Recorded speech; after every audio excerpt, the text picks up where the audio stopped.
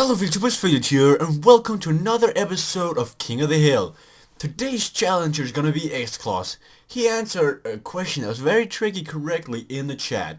He's gonna be facing Stevesmink, and he picked the Odyssey on the Season North stage, which is the final mountain stage from the Tour de France. It was very exciting. We're gonna see Xclawsz on Astana, and we're gonna see Stevesmink being BMC. This one is also going to be very interesting. I love mountain stages. They are so complex. Not as complex as cobblestones and hills, but they're more complex than flat stages. And the official start has been given. Let's take a look at the teams. So we're gonna see Stevesmink with almost the exact team as in the last video. So he's gonna have Nibali, he's gonna have Fulsang, he's gonna have Scarponi. It worked for him in the last episode, but Aunavari's decisions were questionable. How is he gonna face up against Xclawsz? Actually, no, never mind, that's Xclawsz's team. No, Xclawsz is controlling Stevesmink's team. Then we have Stevesmink actually on BMC with Cattle Evans. Atapuma, how good is Atapuma? Atapuma is decent, not that good. But they also got Samuel Sanchez, the guy who changed to BMC, which is kind of a surprise. And he's got TJ Van Garderen. Should favor Nibali to an extent. But with tactical play and just smart choices, I believe that Stevesmink can actually win this. It's going to be a very interesting stage between Stevesmink and Xclawsz. And the first action of the stage comes after like 50 kilometers of nothing really happening. And it's Atapuma going away. The Colombian Puma going away. He's going to try to win the stage all alone. And he's going to need some luck. Because Stevesmink is controlling BMC. BMC doesn't really have the team to support Atapuma, so that's why Atapuma is going the breakaway to try and win it himself. But back in the peloton, we see that Astana is pacing. It's Dyachenko and Keshyakov pacing after him. It's gonna be rough for Atapuma out there. There's still a category 1 to go over. It's gonna be real tough. And then you also have the Simnor finish in the end. Good luck with that. I'm not sure if this is intentional, but Janislav Brajkovic is going away. This is Xclawsz counter attack, it seems like. So he's going off, and now Stevesmink is actually going with Evans already. Is that his vice captain? Who's the better guy? Who is better? Evans is actually better than Van Garderen, so he's actually already going with his main guy. It seems like maybe just be pacing with Stead and I'm moving Evans to the front meanwhile. But now Brajkovic is moving up, trying... Did he just get caught, or is he all the way out there? But he's trying. He's 30 seconds away from Atapuma. And if he catches up, Atapuma is going to be in a world of hurt. Because Brajkovic is better than Atapuma. And that's probably why we see Stevesmink pacing in the peloton, trying to catch up. And actually, he's gone away from the front. So I guess he's going to take his chance with Atapuma versus Brajkovic. Then Nibali versus Samuel Sanchez versus Cattle Evans. Not a bad decision to take, necessarily. But I mean, the odds are still against you. Oh my god, this sucks for Stevesmink. This is the second crash we've seen in this livestream so far. First it happened to Handball with Michael Matthews versus me. Now we see the vice captain of BMC, TJ Van Garderen, crashing on the uphill. Now he has to attack to get back up there. I mean, that's actually got back up there already. Did he just like get... Is that really a 2-minute gap? This is a 2-minute gap. I don't think he spent any energy closing that 2-minute gap whatsoever. What the heck? That was weird. That sucks. But 6 kilometers left. Going up category 1. In the front, we have Brajkovic and Atapuma together. How are they going to handle this? Brajkovic should be the favorite, so he actually should be pacing a tiny bit. Just to put BMC under pressure. But I guess you can just play this passive, because he's got the overall favorite in the peloton as well. So let's see how Nibali is going to play this out. But it seems like BMC is definitely pacing. So Stevesmink, not that sure about the matchup with Atapuma versus Brajkovic. I wouldn't be either though, so I agree. And while we're on X2, we see Samuel Sanchez newly brought onto the team and Dominic Nurse attacking away. And this is how Stevesmink thinks he's going to win the stage. Bringing a guy with 82 downhill, just pacing all the way down. But now the downhill is finished. And he's still got 1 minute 40 up to Janusz Brajkovic. It's going to be difficult catching up. But out there, he's got Atapuma helping him. So if he would stop pacing with Atapuma and bring him back and pace for Samuel Sanchez, he's got a chance.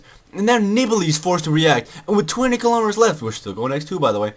He is now forced to do something. Also, Peter Village is out here. I did not even notice he's out here. But Nibali's trying to catch back up again. If he can get attached to this group, we're going to see some trouble for Stevesmink. Because is he going to pace? Or is he actually just caught up like nothing? So, is he going to pace now? Is he going to stop pacing? He's not going to pace.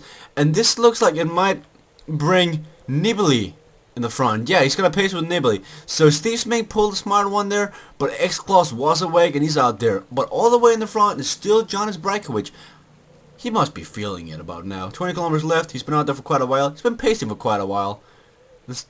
I mean, it's probably the time, because if you look at Kangar for a second ago, he's pretty dead. So it's about time you probably bring him back. You bring Brajkovic back to protect Nibbly, to make sure Nibbly doesn't use any energy, to waste any energy that he's not supposed to be wasting. But I guess he's also a threat out there, so if you keep him out there, you force Stevesmink to do something. But I guess doesn't even have Cat 11s up there. And there goes TJ Van Garderen trying to catch back up. But I mean, he needs a threat out there. But they're pretty soon at the bottom of this mountain. But a very exciting finish. With 10 kilometers to go, we see Nibbly driving away from the other guys. Samuel Sanchez is trying to hang on. If he can catch a wheel, he might be able to take the slipstream and follow him. And it looks like he's going to be able to, but no, Nibbly's actually getting away. Samuel Sanchez I saw what Stevesmink did there. He finally caught up and he put himself on key positioning. And therefore he kept with Brajkovic, but didn't keep with Nibbly when Nibbly started pacing again. So now he has to waste energy once again to get up there. This is looking real good for Xclawsz. Is he gonna be the new king, the new champion of King of the Hill? I mean, it's looking real bad for Stevesmink. Where's Cat 11s? Where's TJ Van Garderen when they need them? You have Van Garderen up here, but it's not looking real good. Back here, Brajkovic is still hanging on to Sanchez's wheel. That just shows how slow Sanchez is actually going. And with 7.5 kilometers to go, Xclawsz is looking really good. 45 seconds, actually, is the gap between them. And that's going to be tough. And we just saw that Samuel Sanchez attacked. I'm not that happy about the attack. Pacing like 85, dotting 85 for a longer distance is better than a burst of energy in like 100 meters, because you just die. Unless it's the sprint finish. Oh, Jürgen Rollins attacks from the peloton. Sure, Hansball is happy to see this. It's a shame it's like down in 25th position or something like that. Well, he normally is. And there's a 1 minute gap between Samuel Sanchez and Nibbly. Nibbly needs to just, I mean, he needs to boink to not have a chance of winning the stage. He needs to boink. It's pretty good for him right now, I'd say. I mean, I couldn't, when I saw the teams, I kind of expected this would happen, to see Nibbly go off and Samuel Sanchez or Evans or TJ Van Garderen or who Stevesmink decided to go for would be like 30 seconds behind going up this mountain, but I didn't expect it to be this convincingly. I thought it'd be like 2 guys from Xclawsz versus 3 guys from BMC, and they would duke it out. And I mean, Cuba could probably have won the stage with like George Hincapie Sportswear, but this is not Cuba controlling him, it's Stevesmink. When with 4 kilometers left, it's not looking too good for Stevesmink. He got 1 victory in the bag, but that looks like it's going to be all he's getting. Xclawsz is gonna win this stage from the looks of it.